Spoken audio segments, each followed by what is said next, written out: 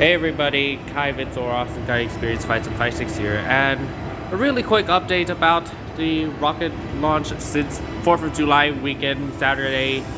So everything's pretty much the same, but even the rocket lab, so except I seemed like the ladder got removed and so does other equipment. And so we can have a better view of the sign over there showing the thrusters, and there's a blue flashing light blinking. So for the rest of the YouTube short, let's enjoy the view.